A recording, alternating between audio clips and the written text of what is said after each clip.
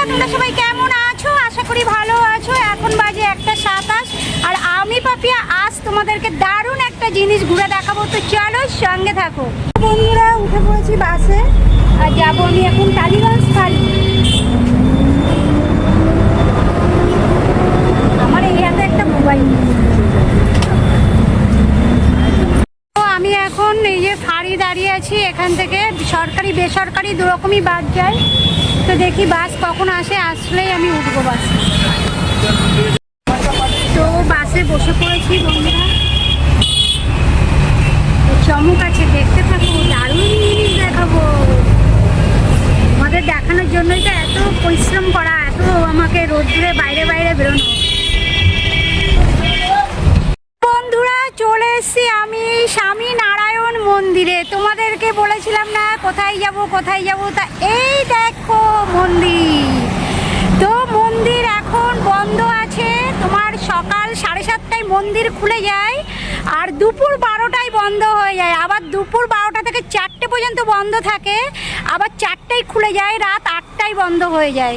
তো এই হচ্ছে আমার আশা, মানে কোথায় আমি আসবো, সুন্দর জায়গা দেখাবো, মন্দিরের ভিতরটা পুরো ঘুরে দেখাবো। ভিতরে তো ছবি তোলা নিষেধ, কিন্তু মন্দিরের যে চত্বরটা আছে চারিদিকটা, ওই দিকটা ছবি তোলা যাবে, ওই দিকটা ঘুরে দেখাবো, খুব সুন্দর। কিন্তু আমি এসে পৌঁছেছি, এখন সময় হচ্ছে 2:58। তো আমাকে 1 ঘন্টা অপেক্ষা করতে হবে, আর আমাকে এই মন্দিরে আসতে 1 ঘন্টা সময় লেগেছে গাছতলা থেকে। মানে আমি গাছতলা থেকে এসছি তোমার ফাঁড়ি থেকে বাস ধরে একদম চলে এসেছি মন্দিরের সামনে। আর আমার মোট টোটাল গাছতলা থেকে এই পর্যন্ত আসতে 1 ঘন্টা সময় লেগেছে। কি মজা! তোমাদের ভালো লাগছে তো? দেখো, এই দেখো আমি মন্দিরের সামনেটা দাঁড়িয়ে আছি। তো মন্দিরের ভিতরটা খুব সুন্দর, অসাধারণ। তার জন্য দেখতে গেলে অপেক্ষা করতে হবে। আর কিছুক্ষণের মধ্যেই দেখাবো তোমাদের মন্দিরের চত্বরটা ঘুরিয়ে। চলো সঙ্গে থাকো। মন্দির মানে স্বামী নারায়ণ মন্দিরে আসতে গেলে তোমাদের কিন্তু বাসে আসতে হলে ডায়মন্ড হারবার রুটের যে বাসগুলো, কাকদ্বীপ, ডায়মন্ড হারবার, তারাতলা, এইসব বাসে কিন্তু এসে একদম মন্দিরের সামনে নামিয়ে দেবে। আমার তো বেশ মজা লাগে। ও মাই গড, তোমরা কতটা আকর্ষণ দিক হলো এদিক। অনেকেই এই মন্দির দেখতে ঘুরতে আসবে, তো সবাই আসছে দেখো মন্দির চত্বরে। তা সবাই ওই ওপারটাই বসে আছে অপেক্ষায় কখন মন্দির খুলবে। তা একদম সত্যি টাইম টেবিল মেনে সবাই এসছে, একদম 4টেই খুলবে আর ঢুকবো সবাই, ঠিক আছে? তা আমি ওই ওপারটাই বসে কি করবো, দেখো এদিকে রাস্তা, আমি এদিকটা থেকে আসলাম। আমি বন্ধুরা সবাই মন্দিরে যাবে, অপেক্ষা করছে, 4টেই খুলবে মন্দির। এই দেখো সব মন্দিরে যাবে, বেশ পথ। এই যে মন্দিরে ঢুকছি বন্ধুরা। পাও খালি মন্দিরটা একবার দেখো বন্ধুরা, অসাধারণ।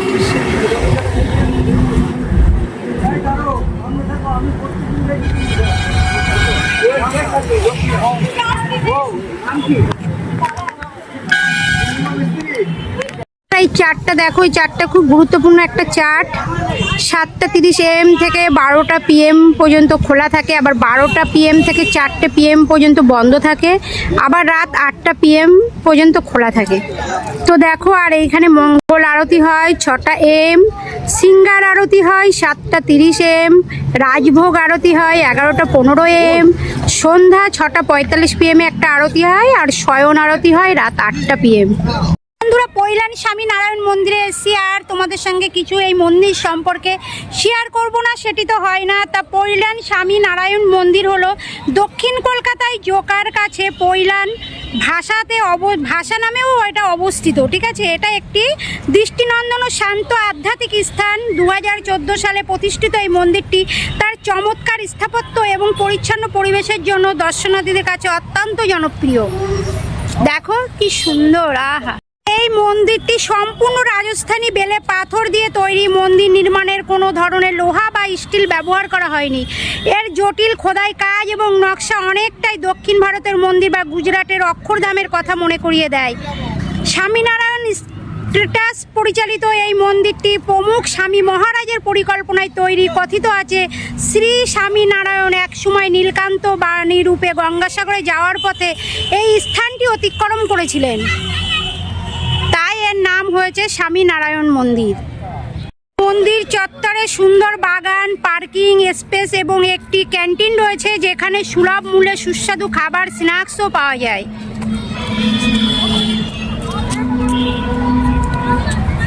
সুন্দর, অসাধারণ অসাধারণ লাগছে বন্ধুরা, দেখো একবার। তোমাদের তো বললাম মন্দির সম্বন্ধে, আর দেখো এই গাছগুলো, ও কি বলবো, আমার একদম প্রাণ মরে যাচ্ছে মন্দিরে এসে। দেখো মন্দিরের সব বেলে পাথর দিয়ে করা, কোনো তোমার স্টিল কিংবা কোনো লোহা এই মন্দিরে নেই। কারুকার্যগুলো দেখো সত্যি, সব এক একটা কারুকার্য।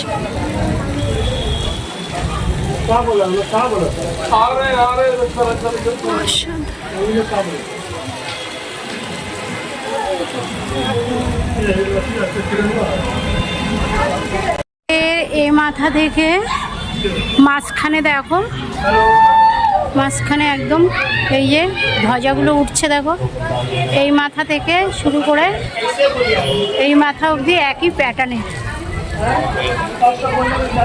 মাথার উপরে সূর্য দেখো।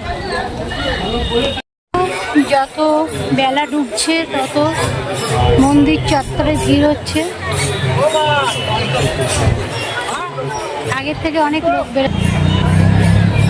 বন্ধুরা দেখো, এইখান থেকে তোমার এখানে অনেক কিছু পাওয়া যায়, টি শার্ট আছে, ধূপ আছে, আতর আছে, অনেক কিছু এভরিথিং, আয়ুর্বেদিক ওষুধ আছে। তো আমি একটা ধূপ নিয়ে নিলাম, 125 টাকা নিল ধূপটা। স্যান্ডেল জানি না কেমন গন্ধ হবে, বলছে খুব মিষ্টি গন্ধ। আর আমার তো কোথাও গেলে একটা জিনিসই মনে পড়ে, যে ঠাকুরের ধূপ, তো নিলাম, দেখা যাক কি হয়। এখানে লম্বা লাইন, আর আমি পপকর্নের জন্য বিল করে নিয়েছি, পপকর্ন 25 টাকা।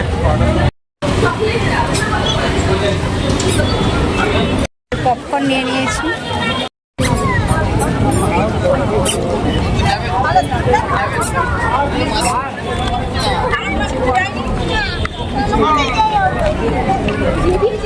আজ আছি আমি স্বামীনারায়ণ মন্দিরে। তো স্বামীনারায়ণের মন্দিরের গর্ভগৃহে একটা সোনার ঠাকুর আছে। তো সোনার ঠাকুরটা গৌরাঙ্গ মহারাজ, হরে কৃষ্ণ মহারাজ নামে পরিচিত। তো আজকে গৌরাঙ্গ হরে কৃষ্ণ মহারাজের মাথায় জল ঢেলতে পেরে আমার অনেকটাই শান্তি লাগছে। আর মাথা পিছু টিকিটের মূল্য হচ্ছে 50 টাকা। তো আমি একজনের সাথে 25-25 ভাগে জল ঢেলেছি গৌরাঙ্গ হরে কৃষ্ণ মহারাজের মাথায়। আহা, খুব ভালো লাগছে, আনন্দ আনন্দ আনন্দ, হরে কৃষ্ণ। স্বামীনারায়ণ মন্দিরের রাতের বেলার ভিউ, সন্ধ্যাবেলার ভিউটাই এটা।